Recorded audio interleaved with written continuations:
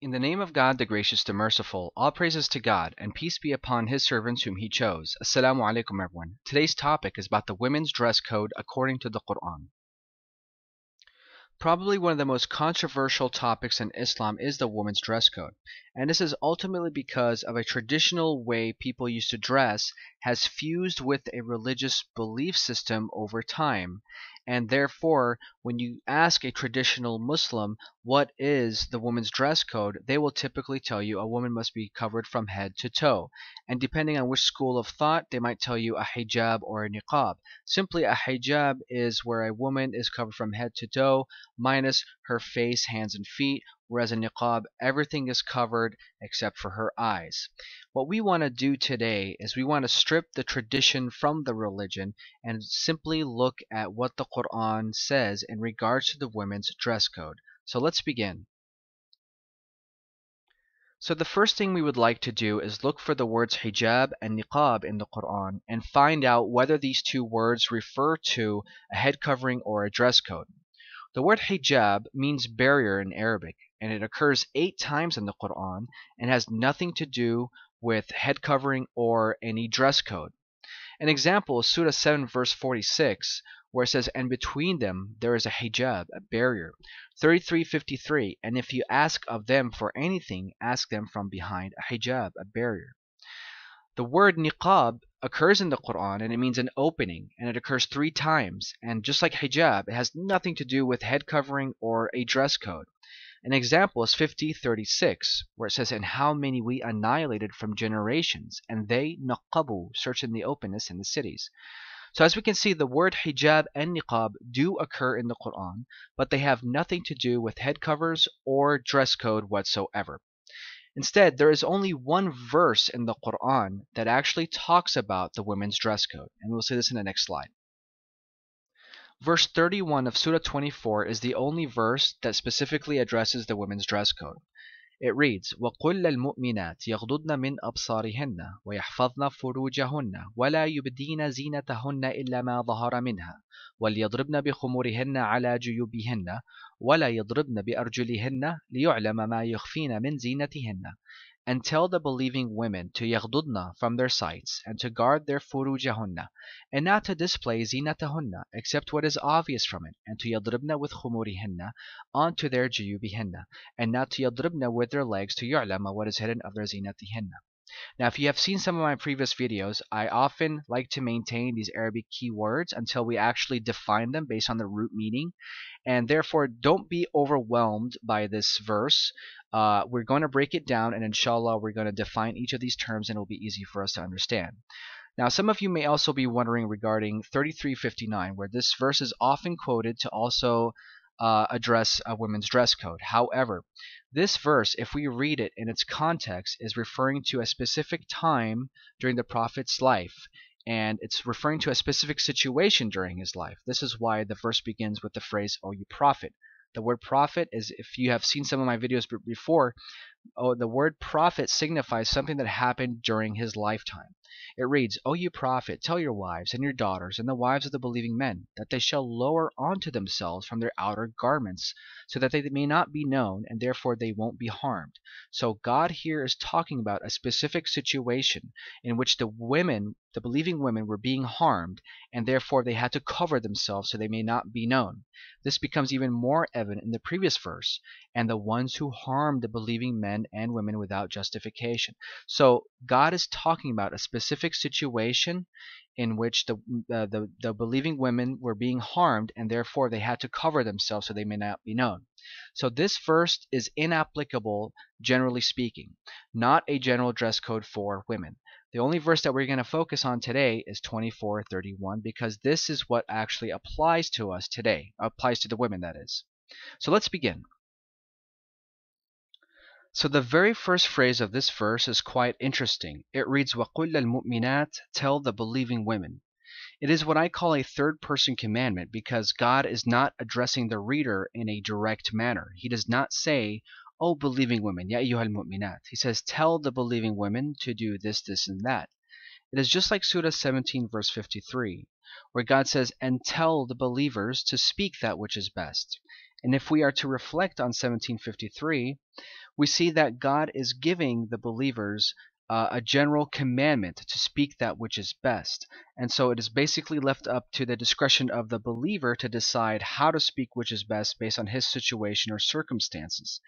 The same applies to 24:31, where discretion is given to the woman to make her own judgment and on how to apply this verse based on her situation and circumstances. So basically, this very first phrase, قُلْ لِلْمُؤْمِنَاتِ, tell the believing women, sets the theme of how to apply 24:31. So let's now look at the details as to what God wants the women to do. Now the first rule reads, tell the believing women to يَغْضُضْنَ from their sights. يَغْضُضْنَ comes from غَضَضَ, and it means to soften something. Something that is hard or solid or harsh even is to be softened. This is why in 31:19 it says أَنَغْضُضْ from your voice. أَغْضُض means to lower or subdue or humble or soften from your voice. And so when we read this verse, we can easily translate it as subdue from some of their sights. And we need to understand here that this phrase is in reference to sexual tensions. It's not just any sight, but just the sexual tension sights. And this is why God says from some of their sights. He doesn't say subdue their sights, otherwise they'll be walking around blindfolded. But he says subdue from some of their sights to indicate that they are not to walk around or stare in a sexual manner. The second rule reads, وَيَحْفَظْنَ فُرُوجَهُنَّ, guard their فُرُوجَهُنَّ. فُرُوجَهُنَّ comes from faraja, and it means the space or the gap between two things. So any space or gap between two things is called a farj. In 779, for example, it says, and when the heaven is furijat, opened. And what's interesting is that many of the scholars say furujahunna is in reference to just the chastity area, the private area. However, if we look at the classical Arabic dictionaries, they say that the farj of the body is really any gap of the body, including the space between our fingers, our armpit area, the elbow area, the space between our legs, even our mouths are all called farj.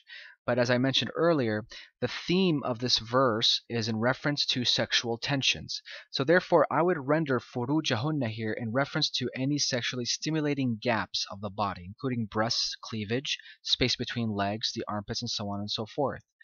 And we see in 66:12 where it's talk about Mary and how she protected farjiha. Farjiha here is in its singular form in reference specifically to her chastity area, because obviously she gave the virgin birth. However, when we read this verse, I see it as guarding their sexually stimulating gaps. Any gap that is going to stimulate any sexual tensions is considered a farj. And what's also interesting is that these first two rules also apply for the men. If we read the previous verse, 24:30, we see that this rule also applies for men. So the men are not excluded from this idea. They are to subdue from some of their sights and to guard their sexually stimulating gaps. Let's move on to rule number 3. The third rule reads, وَلَا يُبْدِينَ زِينَتَهُنَّ إِلَّا مَا ظَهَرَ مِنْهَا, not to display zinatahunna except what is obvious from it. Zinatahunna comes from zayna, and it means to decorate or beautify something. This is why in 37:6, for example, God talks about the dark sky and how the planets are considered the decorations of that dark sky. Many scholars say that zinatahunna is in reference to the woman's jewelry or makeup or perfume. However, I see this as incorrect. This is because in Surah 3 verse 14, God specifies what is the zina of the woman. God says, Zuyyina, beautified for the people, is a love of desires for the women. So it is specifically the desires of women that is considered the zina. And this can be none other than the sexually stimulating gaps that is mentioned in the previous phrase. God says, guard their sexually stimulating gaps and not to display their beautifications, their zina, which is in reference to their sexually stimulating gaps. We need to understand here that the rules laid out in this verse all precede each other. They follow each other. They go hand in hand, basically. And this is why God says guard, which means to cover and protect their sexually stimulating gaps, and not to display their zinatahunna, with reference to their sexually stimulating gaps. And what makes this even more evident is the word display in Arabic is yubdin. The word yubdin specifically means to display something that was hidden. And this is why in 722, for example, God talks about Adam and Eve and how they ate of the tree, and when they ate of the tree, their bodies became displayed to them. The bodies were hidden, then they became displayed. And so similarly, God says for the woman to cover and protect, guard her sexually stimulating gaps, and not to display this type of beauty, this type of zina. And then God says, except what is normally exposed from it, إِلَّا مَا ظَهَرَ مِنْهَا. The word exposed in Arabic is ظَهَرَ, and it means something that is normally external and exposed. In Surah 6 verse 151, for example, God says, do not come near immorality, what is normally exposed of it. ظَهَرَ مِنْهَا, exposed of it. And so what is normally exposed from a woman is, although she is to cover herself, we can still tell that she is a woman. This is what is normally exposed from her. So basically, God is telling the woman to cover and protect, to guard her sexually stimulating gaps, and not to display this type of beauty, except what is normally exposed from her, which is obviously if she is to be covered, but we can all tell that she is a woman. This is what normally exposed from it is. Let's carry on to rule number 4. Rule number 4 reads, وَلْيَضْرِبْنَ بِخُمُرِهِنَّ عَلَى جِيُوبِهِنَّ. To يَضْرِبْنَ with خُمُرِهِنَّ onto their جِيُوبِهِنَّ. The first key word is يَضْرِبْنَ, and it comes from ضَرَبَ, and it means making contact with something to change its condition or situation.